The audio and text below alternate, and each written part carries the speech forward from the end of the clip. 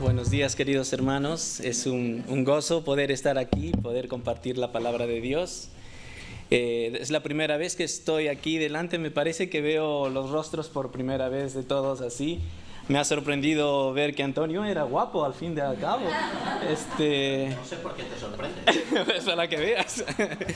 Es un gozo para mí estar aquí y quería empezar este sermón hablando en inglés para hacerles la broma a nuestros amigos que están aquí para que piensen que saben español. Pero no iba a resultar la broma. Esta mañana estamos continuando con el estudio del libro de los Hechos. Voy a tratar de hablar un poco más claro y más despacio para que nuestros hermanos nos puedan entender también. El libro de los Hechos es un libro realmente fascinante.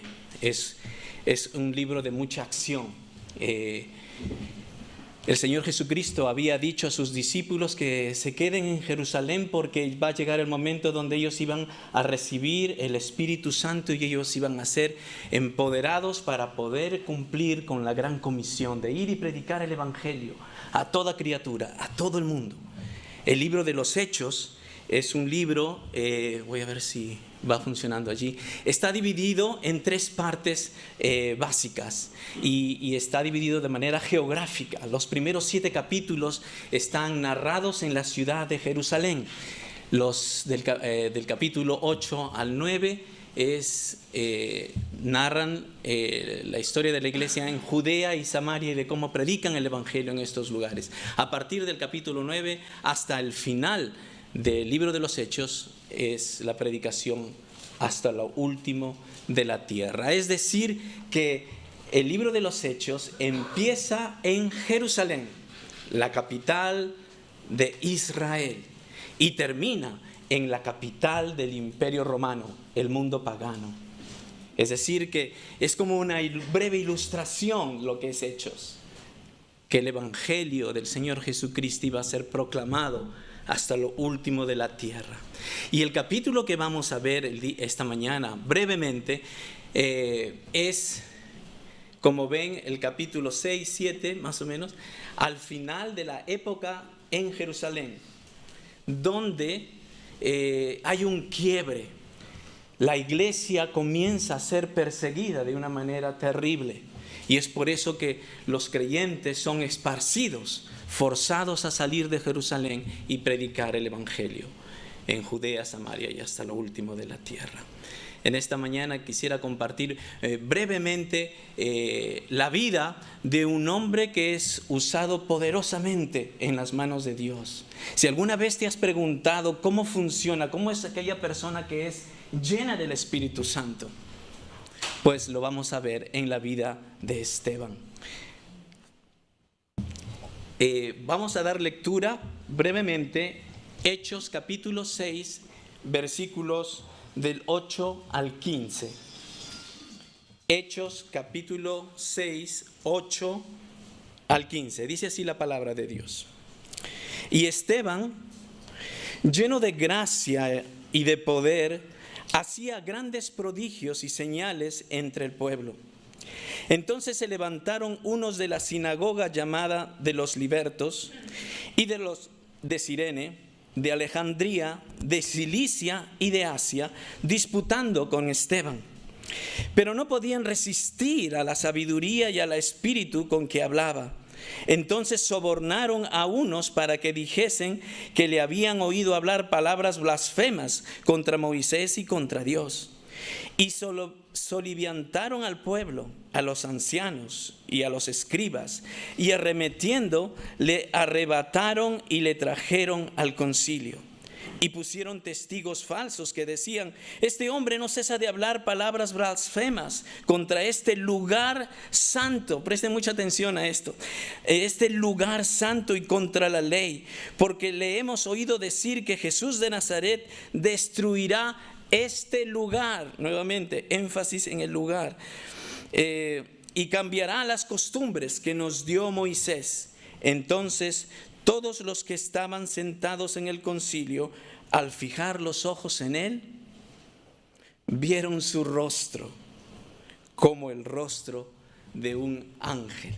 ¡Wow! ¡Qué tremendo! ¡Qué tremendo!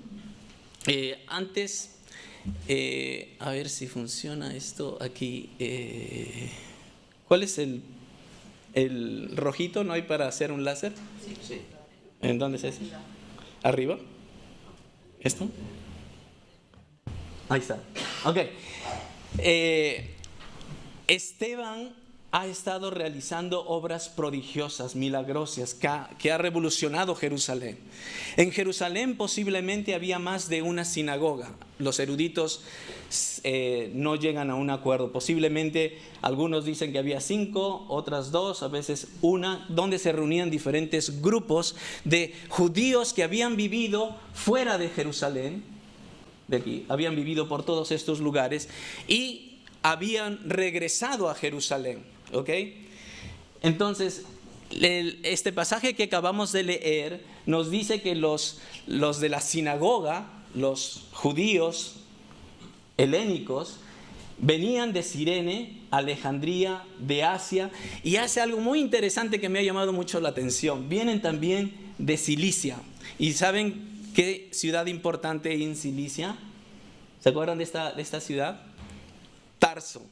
¿Quién viene de Tarso? Saulo de Tarso. Es decir, que dentro de los que han sido mencionados en esta lista, que disputaban con Esteban, estaba allí también Saulo de Tarso, quien eventualmente llegaría a ser el apóstol Pablo. Eso me llama muchísimo la atención, porque ¿quién puede debatir con un teólogo que ha estudiado a los pies de Gamaliel? Que conocía el Antiguo Testamento pues de memoria posiblemente. Aún Saulo de Tarso no podía convencer, no podía lidiar con la sabiduría, la gracia y el poder del Espíritu con que hablaba Esteban. Esteban va entonces a dar un mensaje, el mensaje más largo que hay en el libro de los Hechos. Por eso Antonio me ha permitido predicar esta mañana 1 hora. Tres temas en la vida de Esteban, brevemente: su vida, su mensaje y su martirio. Vamos a empezar por su vida. Era un creyente judío helénico. Posiblemente ha vivido algunos años o sus padres fuera de Jerusalén. Su idioma principal, aparte del arameo, posiblemente también era el griego. Pero habían vuelto desde no sabemos de dónde, volvieron a Jerusalén y escucharon el Evangelio y creyó en el Evangelio de Cristo y se hizo uno de sus discípulos, un ferviente discípulo del Señor Jesucristo, que seguramente han visto anteriormente que cuando escogen a los servidores para ayudar a las viudas, escogen a él y lo nombran primero en la lista y le dicen que es una persona lleno del Espíritu Santo. Qué hermoso. Al resto de la lista no dicen nada de ellos, solamente de Esteban. Y lo nombran primero porque era una persona que destacaba por su espiritualidad, por la gracia en que lidiaba con las personas. Dios estaba con él. Él había dejado que Dios gobierne su vida, tome el control de su vida. Estaba lleno y saturado de Dios. Nos dice también que nadie podía resistir a la sabiduría y al espíritu con que hablaba. Wow, es tremendo esto, ¿no? Yo no sé cómo te sientes tú, pero yo cada vez que estudio la palabra de Dios me doy cuenta cuán ignorante soy de la palabra de Dios, ¿no? Me cuesta a veces conectar, hacer conexiones entre el Antiguo y el Nuevo Testamento. Y déjenme decirles que hay una conexión hermosa. No hay una de las disciplinas de la teología que se llama la teología bíblica que hace ese ejercicio, ¿no? De hacer las conexiones del plan redentor. Y Esteban era realmente una persona que estaba lleno de la palabra de Dios. Nadie podía resistir a su sabiduría que venía de Dios.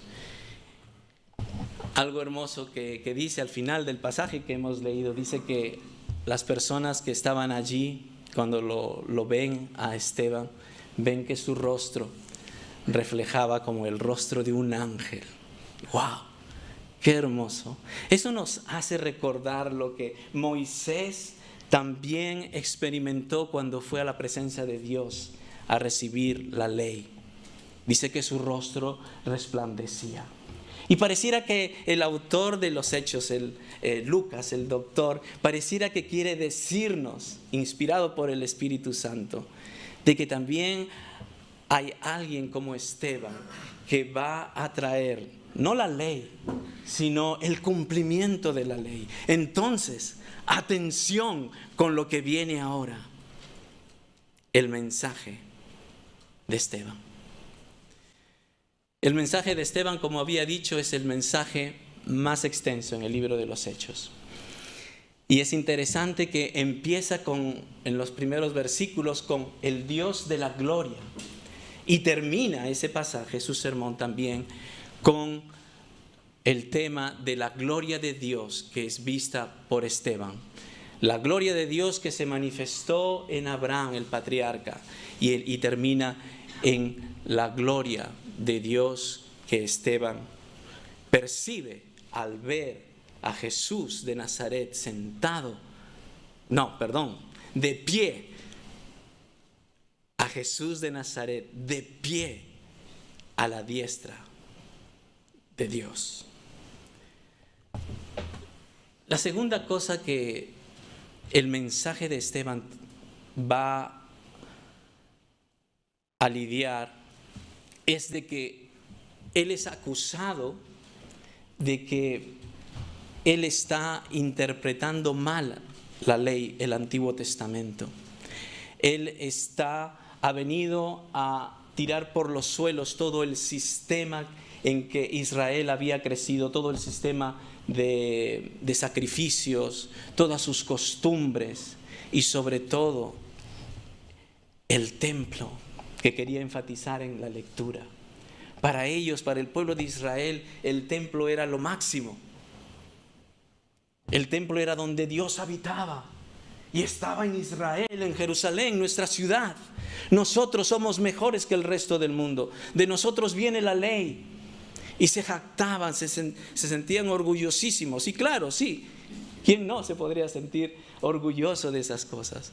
Pero habían caído en un extremo tal que veían al templo como algo superior al mismo Dios.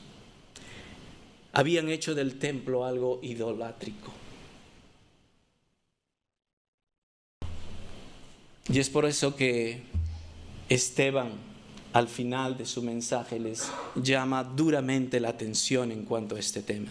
¿Ustedes piensan que Dios puede ser reducido a un templo? ¿Ustedes piensan de que se puede meter al creador del universo entero en una caja hecha por humanos? Miren cómo Esteban, de una manera magistral, hace un recuento de toda la historia de Israel para llamar la atención de sus detractores. ¿Ustedes piensan que Dios solamente se manifiesta al pueblo de Israel en Jerusalén, en su templo?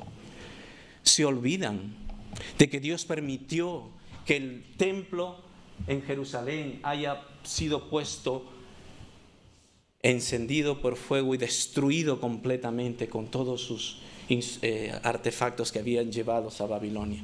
¿Ustedes creen que Dios no lo puede volver a hacer? ¿De qué se jactan?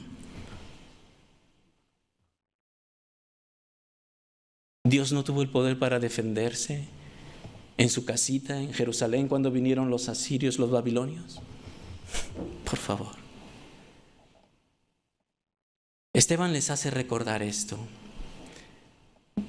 Nuestro padre Abraham, ¿de dónde fue llamado? De Ur de los Caldeos. ¿De dónde fue recordado? De Aram. para volver a la tierra prometida. José, ¿dónde fue llamado, escogido para llevar y salvar al pueblo de Israel de la hambruna total? Dios obraba en Egipto, no en Jerusalén. Y Moisés, donde recibió su llamado, la presencia misma de Dios que lo llamó para ir a liberar al pueblo de Israel del faraón. ¿Dónde lo hizo? En Madián, en el desierto. ¿Y dónde fue dada la ley de la cual se jactan ustedes? ¿Dónde fue dada la ley? En el desierto. Sinaí. ¿Israel, Jerusalén? No. ¿Y el tabernáculo dónde fue fabricado? En el desierto. ¿Quién mandaba? ¿Era el artefacto del tabernáculo el que dirigía la presencia de Dios o al revés? Era Dios quien se movía y el tabernáculo tenía que seguir. También en el desierto. Wow, pero cuando llega en el templo, ahí sí, Jerusalén, ¿verdad? Jerusalén. Pero miren lo que dice capítulo 7.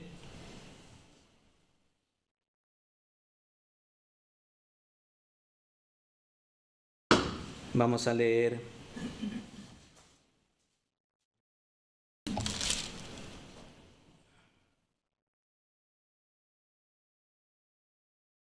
si es que lo encuentro, se me he perdido aquí. ¿Perdón? 47, 48. Gracias. Ahí está, perfecto, sí.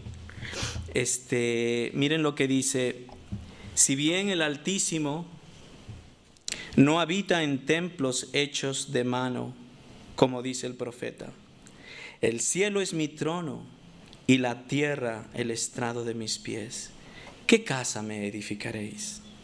Dice el Señor. ¿O cuál es el lugar de mi reposo? Ciertamente no era un templo hecho por manos de hombres. ¿Quién puede sostener al Dios del universo, al creador de todo el universo? Nadie. Entonces presten atención y cuidado con lo que decís. No hagáis. Es que es interesantísimo que Esteban usa las mismas palabras en el versículo 51. Dice: duros de cerviz e incircuncisos de corazón y de oídos, vosotros resistís siempre el Espíritu Santo. Como vuestros padres, así también vosotros. Esas palabras, duros de cerviz, orgullosos, tercos, son las mismas palabras que utilizó Moisés contra el pueblo de Israel cuando construyeron el becerro de bronce.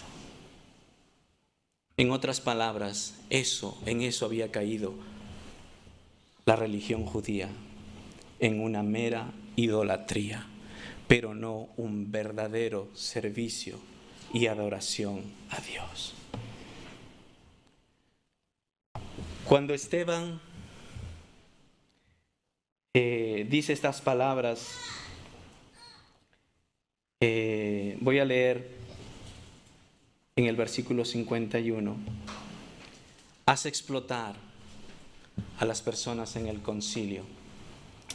Dice así: pero Esteban, lleno del Espíritu Santo, puestos los ojos en el cielo, vio la gloria de Dios y a Jesús que estaba a la diestra de Dios. Y dijo: he aquí, veo los cielos abiertos y al Hijo del Hombre que está a la diestra de Dios. Entonces ellos, dando grandes voces, se taparon los oídos y arremetieron a una contra él. Y echándole fuera de la ciudad le apedrearon, y los testigos pusieron sus ropas a los pies de un joven que se llamaba Saulo. y apedreaban a Esteban mientras él invocaba y decía: Señor Jesús, recibe mi espíritu. Y puesto de rodillas, clamó a gran voz: Señor, no les tomes en cuenta este pecado. Y habiendo dicho esto, durmió. Duros de cerviz les estaba acusando de ser idólatras, de haber enfocado su mirada más en las cosas visibles que en el Dios eterno e invisible. Los líderes judíos enfurecidos dice que rechinando los dientes. ¿Se acuerdan de esta expresión en los evangelios? Es una característica de aquellos que van a recibir en el día final el juicio de Dios. Esa es la característica. Esteban les está diciendo: ustedes se están condenando por rechazar al Mesías. No soy yo el que contradice la ley. Son ustedes y vuestros padres que en toda la historia de Israel habéis rechazado a todos los profetas. Moisés cita a Esteban. Moisés anunció que un día Dios iba a levantar a un profeta que venía, el Mesías. Esteban no se defiende, no es un sermón que se defiende, más bien es un sermón que condena, que ataca, que les dice su verdad. Si no se arrepienten y no reconocen que Jesucristo, Jesús de Nazaret, es el Mesías, de quien Moisés, la ley, habló desde un comienzo, ustedes se están condenando.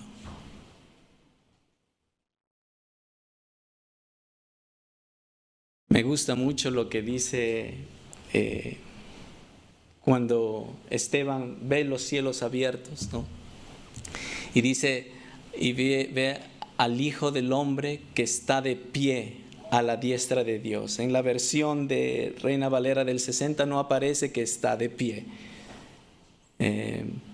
pero en el original sí lo dice. Muchos piensan que cuando dice que está de pie Jesús a la diestra de Dios es como que se ha parado y está a la expectativa como para dar la bienvenida a Esteban en el cielo. Me encanta esa figura. Esteban va a correr el mismo destino que su Señor. El pueblo al comienzo le alababa a Jesús, pero después terminaron desconociéndole y rechazándole. Eso también pasó a Esteban.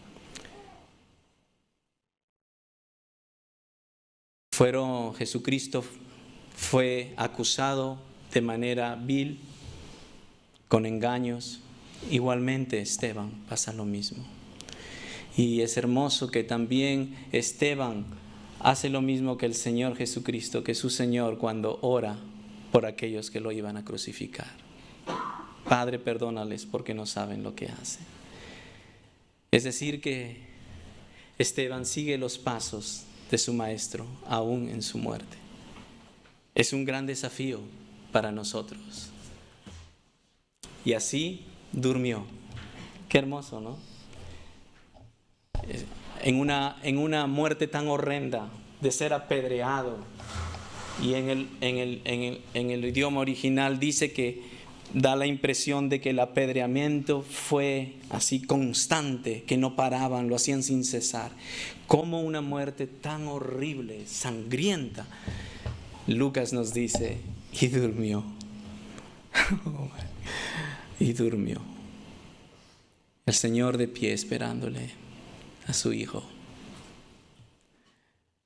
Estaba pensando en cómo aplicamos esta experiencia de Esteban a nuestras vidas.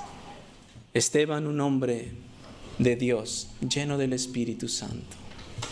La pregunta que me hago a mí mismo es, ¿soy yo una persona llena del Espíritu Santo?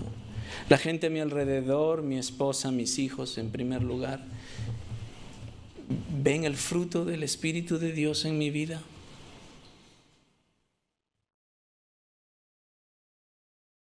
estoy hablando de hacer prodigios y señales. Quizás eso para Dios es muy fácil. Lo más difícil es cambiarnos, nuestro carácter. Decir no al pecado, a nuestro orgullo. ¿Verdad? Esos son los prodigios que creo Dios quiere ver en nuestras vidas. ¿Cómo quiero vivir mi vida cristiana? Quiero animarles a tomar en serio esta porción y buscar la llenura del Espíritu de Dios en nuestras vidas. Y en cuanto a su mensaje, ¿cuánto quiero entender la palabra de Dios? ¿Cuántos de nosotros estamos gastando tiempo en la palabra de Dios para entender el plan redentor, su carta de amor a nosotros? Varios hermanos en este lugar están estudiando en Éfeso, por ejemplo, gastando tiempo, dinero, esfuerzo. Eso es hermoso. ¿Cuánto quiero conocer de Dios, el autor de este libro? ¿Cuánto quiero conocer su palabra, entender el plan redentor que empieza en Génesis y termina en Apocalipsis? La creación y termina en la nueva creación. ¿Cuánto nos podemos deleitar en la palabra de Dios? ¿Cuánto quiero saber? Y por último, en su martirio, ¿cómo quiero morir? ¿Cómo quiero terminar la carrera cristiana? Quiero terminar como alguien resentido, victimizado por las circunstancias, enojado con todo el mundo. O quiero que me recuerden como alguien que amó a Jesús, que siguió sus pasos, que amó a la gente, que dejó un legado de bendición para gloria de Dios. Ahí está la vida de Esteban. Que el Señor nos ayude a apreciarlo y a tomar decisiones para cambiar. La iglesia del Señor a partir de este capítulo va a experimentar una persecución muy grande y terrible. Pero ni aún la persecución, las prisiones, los latigazos impidieron que la palabra de Dios continúe su flujo. Empezó en Jerusalén y terminó en Roma. Y hasta el día de hoy ha alcanzado todas las naciones. Al Señor sea la gloria. Gracias, hermano.